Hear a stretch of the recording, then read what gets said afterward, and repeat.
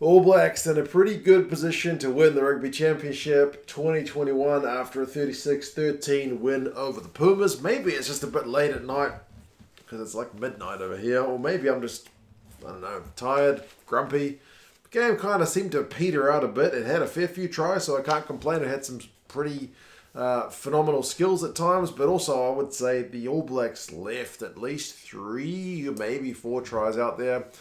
Pleasingly, the Pumas got some points on the board compared to last week. Like, the All Blacks only scored 3 points different from last week. Last week was 39-0. But pleasingly for the Pumas, they actually dominated the second half in terms of having some hands on the ball and making the All Blacks defence, have to prove itself. And it did prove itself pretty well. But anyway, we'll go through some of the key events, some of the stats, and you guys can let me know your thoughts on how it went. So, it started with Montoya winning a penalty early, but it was the Pumas guys down their own end, very similar to last week. Montoya is really great at kind of breaking things up, so he did that early, but it only took 5 minutes for Tuipulotu to get the first try of the game. That one was Will Jordan going close. Will Jordan didn't get on the board this game, which is unusual for him. So Tutu picking up the back of a ruck to kind of get the line break that set up the try in the first place to Jordan, but eventually it's Tuipulotu that goes over to finish it, so it's 7-0. Blackadder gives away a pretty dumb penalty from the restart, though. Changes his line to take out one of the Pumas runners, so they kick that one 3 points to 7. They're on the board. That kind of monkey on the back of 2 nillings in the previous games against the All Blacks is at least gone. So it's 7-3. But then the All Blacks hit back with a penalty of their own when the Argentinians don't roll away. So it's 10-3, kind of scoreboard ticking over. First try of the game gets chalked off. That's Will Jordan. So he'll be disappointed. It's a forward pass from Tokiaho. That one's gone. The ABs missed a few chances, I felt. Like Geordie Barrett had a line break that ended up coming to nothing. Geordie looked pretty sharp, I thought, at the back there for the All Blacks. Finishes with like 6 defenders beaten, so he was dangerous. Another try gets chalked off. That one's D-Max chip over to Will Jordan. His pass to, I think, Rico Ioane is ruled forward, so that's the second one gone. Eventually, the All Blacks do get over. It's a 5-metre scrum. Again, the Pumas have been down their own end for so long, and it has to come eventually. I think Sotutu peels off, gives the ball to TJ, who snipes over. It was always going to be hard to stop. Matera did pretty well to get close to him, but yeah, couldn't get it done. So 17 points to 3. The All Blacks starting to look pretty comfortable. Argentina restart goes out on the full, so it looks like it's going to go from bad to worse for the Pumas guys, especially when Rico Ioane looks to have scored a sure thing try, man. He gets a massive line break. He's got guys outside him. Maybe he's right in holding the ball because there's Pumas defenders there, but I think he probably should have let the thing go. So it's kind of blown chance, but credit to Malia, the fullback for the Pumas, for putting in a try-saving tackle on Rico Ioane. The Pumas did have a 5-metre line-out chance on 38 minutes, but the All Blacks turned them over at maul time, so nothing doing. And the first half finishes after being a little bit of Pumas play. It finishes down the other end with Va'i going over for the All Blacks bonus point try. Again, after a bunch of phases, and he's out wide unmarked. So yeah, pretty straightforward one. The kind of try that my dad would say, son, you could have scored that one. So yeah, I don't know if that's credit to the All Blacks for creating an easy one or an insult to my athletic abilities. Either way, it's 24 points to 3 at halftime. Looking pretty comfortable. Halftime stats, the possession is 63% and territory 60% of the All Blacks. They've had more run meters, 430 to 139. But both sides tackling pretty decently, to be honest.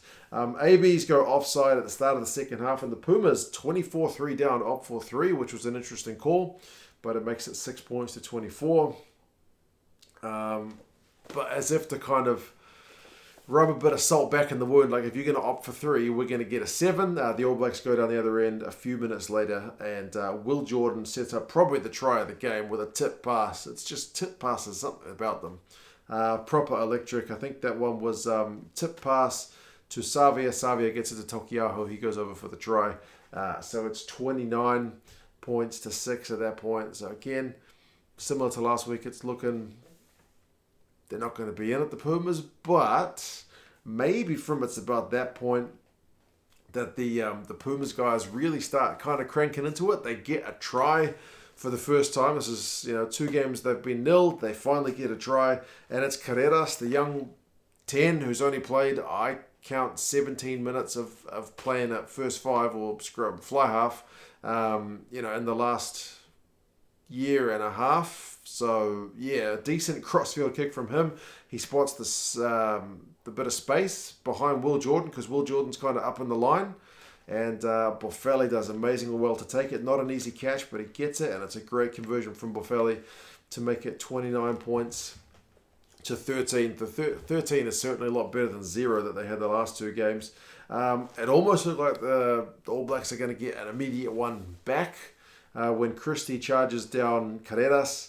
But, he ends up snatching at it and making a meal of it, so he doesn't get it. But I think he might have been offside anyway.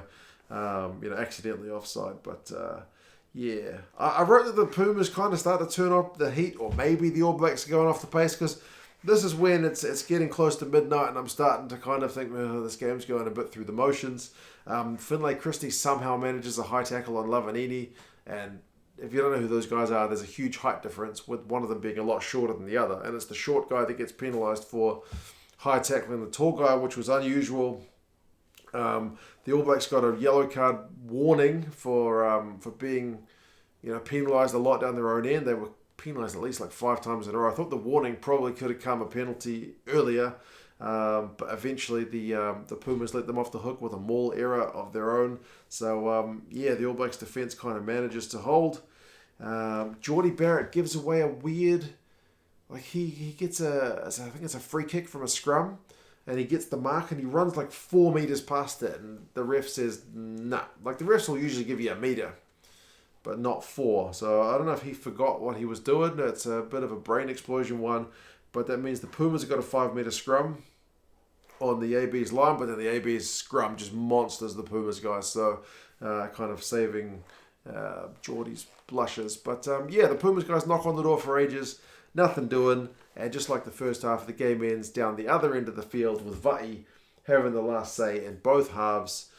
He gets a try from a nice Scott Barrett offload, and it finishes 36 points to 13. So like I mentioned, it's a pretty similar scoreline for the All Blacks from last week, but 13 more points from the Pumas than they had, but at least 3 or 4 clear-cut chances for the All Blacks to score tries that they didn't put in the bag. So they still get a bonus point win. They're still looking pretty in the Rugby Championship, but despite the fact that the team had a few changes, I think they'll be looking, for some areas to improve for sure. Run meters finished 664 to 333. That's in the All Blacks' favour, but the possession and territory ends up almost even.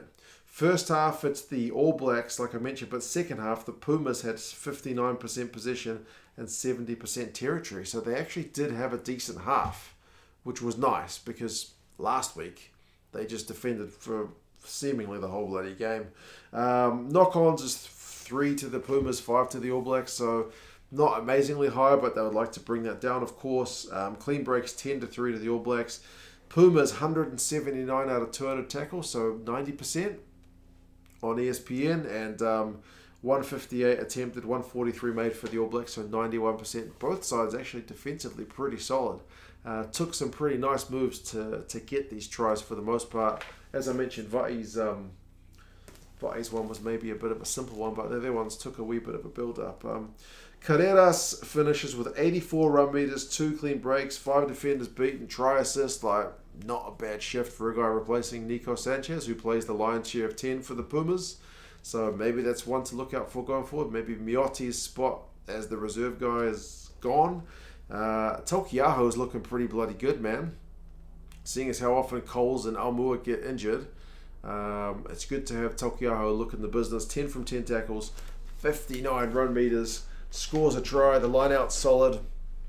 What's not to like? But yeah, so it will be interesting to see what kind of form the Pumas take in against the Wallabies. That is still to come. And then how the All Blacks go against the Springboks. So yeah, I'm going to go to bed, guys. Pretty knackered.